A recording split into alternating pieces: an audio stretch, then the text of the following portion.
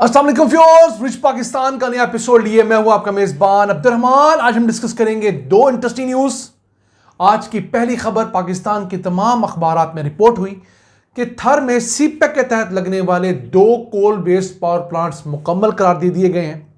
अब ये 660 मेगावाट के पावर प्लांट्स सालाना 4.5 अरब यूनिट्स सस्ती थर के कोयले से बिजली पैदा कर रहे हैं। इस तफसील को आपसे डिस्कस करेंगे। जबकि आज की दूसरी खबर, पाकिस्तान में इनकम टैक्स रिटर्न जमा करवाने वाले लोगों की तादाद में रिकॉर्ड इजाफा हुआ है और ये बढ़कर 59 लाख हो गई है। कितने अरब का इजाफी टैक्स कलेक्ट हुआ है, मजीद क्या पोटेंशियल है, इसे प्रोग्राम के दूसरे हिस्से में डिस्कस करेंगे। लेकिन पहले चलते हैं आज की सबसे अहम खबर की तरफ। आज के अखबारात में ये रिपोर्ट हुआ है कि थर के कोयले पे सीपेक के तहत लगने वाले 2 पावर प्लांट्स मुकम्मल करार दे दिए गए हैं और ये हैं थल एनर्जी और थल नोवा। दोनों 330 मेगावाट के हैं, यानी मजमूई तौर पर 660 मेगावाट के हैं और इन दोनों पावर प्लांट्स की सालाना बिजली पैदा करने की सलाहियत 4.5 अरब यूनिट्स है। अब हुआ कुछ यूं है कि ये दोनों पावर प्लांट तो 2022 और 23 में मुकम्मल हो गए थे, यानी कि जो पहला थल एनर्जी है वो 1 अक्टूबर 2022 को कमर्शियल ऑपरेशन के चला गया था, यानी उसने बिजली पैदा करना शुरू कर दी थी। जबकि दूसरा थल नोवा जो है वो 17 जनवरी को 2023 के अंदर कमर्शियल ऑपरेशन पे गया था। लेकिन होता यह है कि कमर्शियल ऑपरेशन के ऊपर जाने के बाद भी बहुत सारी ऐसी अप्रूवल्स होती हैं, बहुत सारे ऐसे टेस्ट होते हैं जो इन प्लांट्स ने पास करने होते हैं, ऑडिट्स होते हैं इन तमाम के।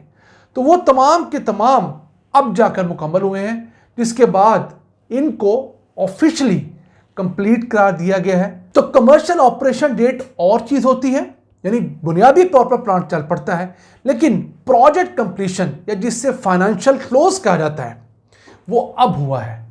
तमाम किस्म के खर्चात इन पावर प्रोजेक्ट्स पे जो होने थे अब जाके लॉक हुए हैं। जो रेट बढ़ना था, कोई चीज़ें ऐड ऑन होनी थी, वो तमाम की तमाम हो गई हैं। अब इस कंप्लीशन के बाद क्या होगा? इस कंप्लीशन के बाद हमारे सिस्टम में कोई बेहतरी नहीं आएगी, लेकिन जिन्होंने इन प्रोडक्ट्स के ऊपर इन्वेस्टमेंट कर रखी है उन्हें मुनाफे मिलना शुरू हो जाएंगे जो पहले नहीं मिल रहे थे। तो अगर देखा जाए तो इंजीनियरिंग की फील्ड में कोई एडिशन नहीं हुआ, लेकिन फाइनेंशियल और लीगल टर्म्स में एडिशन ज़रूर हुआ है। ये जो कमर्शियल ऑपरेशन डेट होती है, इसके बाद 12 से 24 महीने लग जाना एक रूटीन का मैटर होता है। तो पाकिस्तान के अंदर अब तक कुल 4 पावर प्लांट्स ऐसे हैं जो थर के कोयले पर चल रहे हैं और उनकी मजमूई बिजली पैदा करने की सलाहियत 2640 मेगावाट है।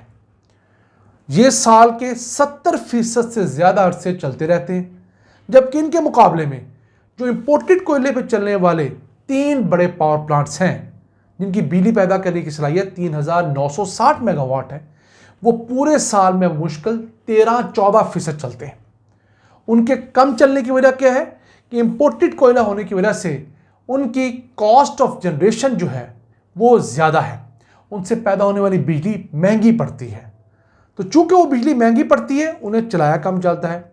ये चूंकि पाकिस्तान के लोकल थर के कोयले पर चल रहे हैं, इनसे बिजली सस्ती पड़ती है, इन्हें ज़्यादा अरसा चलाया जाता है ताकि ओवरऑल जो पाकिस्तान का एनर्जी मिक्स है उसकी कॉस्ट में बहुत ज़्यादा इजाफा ना हो। ऑलरेडी पाकिस्तान का शुमार उन ममालिक में होता है जहां दुनिया के अंदर सबसे महंगी बिजली है। यही महंगी बिजली ना सिर्फ घरेलू सार्फिन का जीना हराम किए हुए, बल्कि इसी के सबब हमारी इंडस्ट्री बैठती चली जा रही है। बड़ी बड़ी कंपनीज पाकिस्तान छोड़ के क्यों जा रही हैं? तो इतनी महंगी बिजली पर अपने ऑपरेशंस कायम नहीं रख सकती। ज़रूरी नहीं कि कोई कंपनी इसलिए बंद हो जाए कि उसको मुनाफे की जगह नुकसान हो रहा है, बल्कि बहुत सारी कंपनियां इसलिए भी अपने ऑपरेशंस बंद कर देती हैं कि जितना मुनाफा वो एक्सपेक्ट कर रही थी या जितनी ग्रोथ वो लेना चाहती हैं वो ग्रोथ नहीं ले पा रही। ताज़ा मिसाल यामाहा है। यामाहा कंपनी पाकिस्तान में अपने ऑपरेशंस बंद कर चुकी है, नए मोटरसाइकिल अब नहीं बेच रही। अब वो पाकिस्तान में लॉस में नहीं थी, लेकिन उतनी ग्रोथ भी वो अटेन नहीं कर पा रही थी जितनी वो किसी और मार्केट में कर सकती है। उतना मुनाफा नहीं ले पा रही थी जितना मुनाफा वो अपने शयान शान समझती है। अब मिसाल के तौर पे आपने एक दुकान खोली है, अब उस दुकान के अंदर आपको महीने का 10-15 हज़ार रुपये मुनाफा हो रहा है। आपके घर के अखराजात 50-60 हज़ार रुपये हैं। या आप समझते हैं कि इस दुकान खोलने के बाद मेरा मेयार ज़िंदगी बुलंद होना चाहिए था, मुझे कम से कम 50-60 हज़ार रुपये आने चाहिए थी, मेरी अपनी मेहनत के इतने पैसे बनते हैं, नहीं आ रहे, तो आप अल्टीमेटली नुकसान ना होने के बावजूद वो दुकान बंद कर देते हैं। तो ये कुछ पाकिस्तान के अंदर बड़ी बड़ी फर्म्स के साथ हो रहा है, क्योंकि बिजली फिर गैस इस कदर महंगी हैं कि वो हमारे इन स्पेशली इंडस्ट्री सेक्टर के लिए नाकाबिल कबूल है। आइए चलते हैं आज की दूसरी अहम खबर की तरफ। मुल्क में इनकम टैक्स रिटर्न जमा करवाने वालों की तादाद बढ़कर 59 लाख हो गई है। पाकिस्तानी कानून के मुताबिक हर वो शख्स जो महीने के 50,000 रुपये या इससे ज़्यादा कमाता है वो इनकम टैक्स रिटर्न जमा करवाने का पाबंद है। यानी सालाना जिसकी आमदन 6 लाख रुपए है और उससे ज़्यादा जिसकी आमदन है वो इनकम टैक्स रिटर्न जमा करवाने का पाबंद है। तो सिर्फ 59 लाख लोगों ने आज तक पिछले माली 3 साल के अंदर इनकम टैक्स रिटर्न जमा कराए हैं।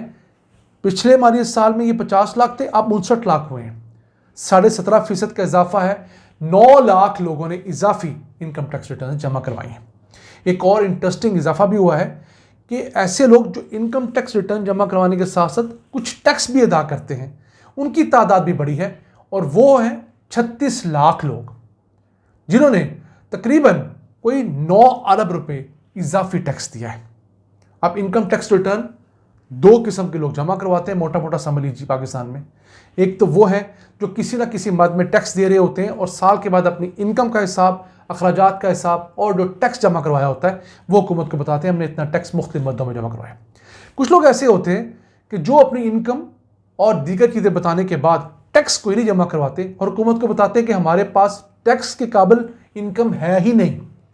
इसमें बहुत सारे लोग ऐसे भी हैं जो बूढ़े हो चुके हैं, पहले आमदन कमाते थे, अब आमदन नहीं कमाते, उनकी तो 0 टैक्स रिटर्न जाना बनती है।